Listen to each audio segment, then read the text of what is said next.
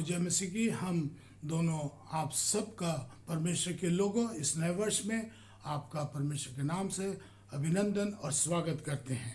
इस नए वर्ष की जो आज का हमारा टॉपिक है, नए वर्ष की आशीष और अनुग्रह के बारे में हम आप सबसे बातचीत करना चाहते हैं।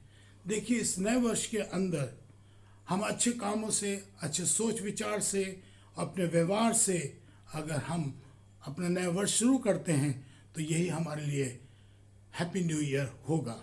जैसे भलाई के काम करना, मेल मिलाप से रहना, निस्वार्थ एक दूसरे से प्रेम करना, एक दूसरे की मदद करना और पवित्र बनना तथा दीन बनना, ये परमेश्वर की आज्ञाओं को मानना, ये और शांतिपूर्वक और आनंद से रहना ही हमारे लिए इस नए वर्ष की एक बहुत बड़ी आशीष होगी।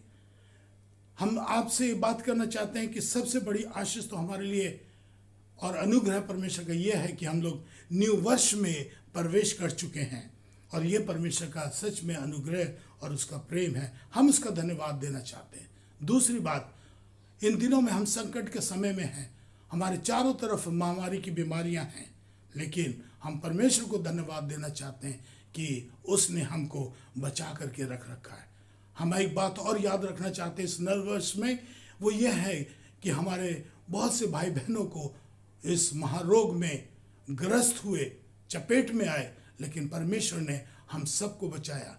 आज इस नए वर्ष में हम ये कहना चाहते हैं, इस नए वर्ष के अंदर हम परमेश्वर को अपने जीवन को दें और धन्यवादी बने कि उसने उस महारोग से हम सबको बचाया है। ये चाहते हैं कि हम परमेश्वर को इसका धन्यवादी बने और परमेश्वर को धन्यवाद दें कि अभी तक उसने महारोग से बचा रखा है और हमें बचाया भी है।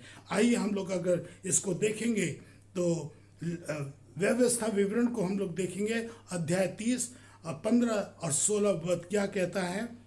सुन, आज मैंने तुझको जीवन और मरण, हानि और लाभ दिखाया है, क्योंकि मैं आज तुझे आज्ञा देता हूँ कि अपने परमेश्वर यहोवा से प्रेम करना और उसके मार्गों पर चलना और उसकी आज्ञाओं, विधियों और नियमों को मानना, जिससे तू जीवित रहे और बढ़ता जाए, और तेरा परमेश्वर यहोवा उस देश में जिसका तू अधिकारी होने को है, तू जा रहा है, तुझे आशीष दे। देखिए, यहाँ पर परमेश्वर का वचन ये कह रहा है, मैंने तुझे जीवन और मृत्यु, हानि और लाभ सब कुछ दिखाया पिछले वर्ष, और मैं तुझे इस साल भी दिखाऊंगा। और वो ये कहता है परमेश्वर, मैं तुझको आशीष दूंगा। एक और हम लोग पढ़ेंगे, लय व्यवस्था में लिखा है 26 अध्याय का 9 और 12 पद क्या कहता है? और मैं तुम्हारी ओर कृपा दृष्टि करूंगा, तुमको फलवंत करूंगा, तुम्हें तो फलवंत करूंगा और बढ़ाऊंगा, और मैं बढ़ाऊंगा। मैं तुम्हारे मध्य चला फिरा मैं तुम्हारे मध्य चलूंगा फिरूंगा, तुम्हारा परमेश्वर, और मैं तुम्हारा परमेश्वर हूँगा। मैं तुम्हारे पर इस साल कृपा दृष्टि करूंगा, मैं तुमको बढ़ाऊंगा, मैं तुम्हारे नजदीक रहूंगा। ये परमेश्वर हमें आशीष देना चाहता है, इस बार इस साल हमको देना चाहता है। देखिए, नए वर्ष के अंदर हमारे बुरे कामों को जो हमने पिछले वर्ष किए भूल जाएं, उसको याद ना करें, लेकिन इस साल हम उन कामों को दोहराएं ना, क्योंकि परमेश्वर चाहता है कि इस नए वर्ष में हम नए बन जाएं। अगर हम नए बन जाएंगे तो परमेश्वर हमको आशीष देगा। पुराने कामों को जो कुछ भी किया है उसके माफ़ी मांग लें, और इस नए वर्ष में हम एक नए जीवन के साथ, एक नए उमंग के साथ, एक नए फलवंत होते हुए हम इस नए वर्ष में प्रवेश करेंगे। देखिए इसमें क्या कहता है, दूसरे कोरिन्थियर अध्याय 5 का 17 पद क्या कहता है? इसलिए यदि कोई मसीह में है, अगर कोई मसीह में है तो वो नई सृष्टि है।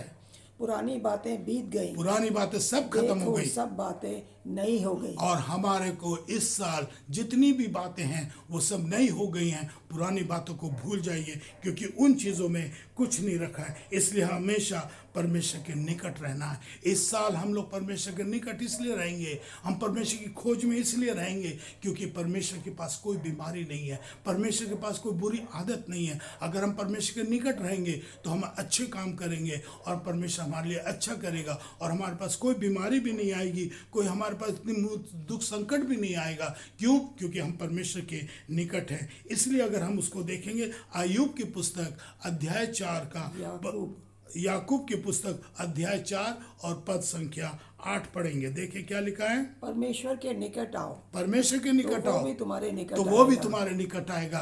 परमेश्वर चाहता है कि उसकी संतान, उसके बच्चे परमेश्वर के निकट आए, और खासकर इन समय में जब हम महामारी के बीच दौर पर चल रहे हैं, चपेट में हैं, हम परमेश्वर के निकट आएंगे तो वो भी हमारे निकट आएगा। एक और हम लोग पद देखेंगे यशायाह की पुस्तक में 55 अध्याय और 6 पद। क्या कहता है?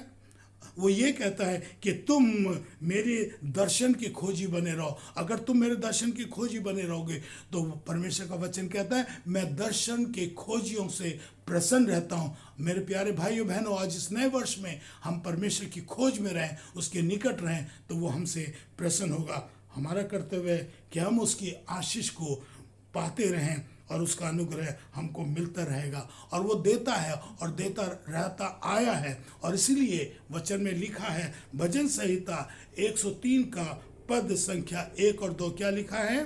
हे मेरे मन, हे मेरे मन, यहोवा को धन्य कह, हमेशा धन्य कह, और जो कुछ मुझ में है, जो कुछ मैंने किया उसके है पवित्र नाम को धन्य कह। उसको धन्य कह। हे मेरे मन, हे मेरे मन, यहोवा को धन्य कह, और उसके किसी उपकार को किसी न उपकार भूलना। को मत भूलना।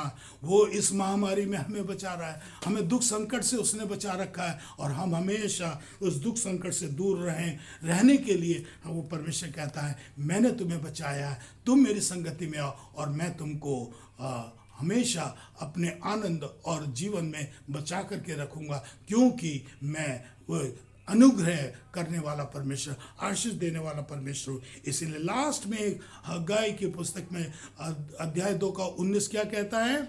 आज के दिन से मैं तुम्हें आशीष देता रहूंगा। मैं तुम्हें आशीष देता रहूं। ये परमेश्वर का एक वचन है जो परमेश्वर हमको कह रहा है कि मैं तुमको आशीष देता रहूंगा। ये उसने वायदा किया है। हाँ प्यारे भाइयों बहनों, उसकी उपस्थिति में आओ और उससे पास रहो तो वो हमें आशीष देता रहेगा। ये नए वर्ष में हम दोनों मिल करके आपको इस नए वर्ष की शुभकामना, उस परमेश्वर की आशीष और उसके अनुग्रह के लिए हम आप परमेश्वर से निवेदन करते हैं। आपको नया साल मुबारक हो। जय मसीह की।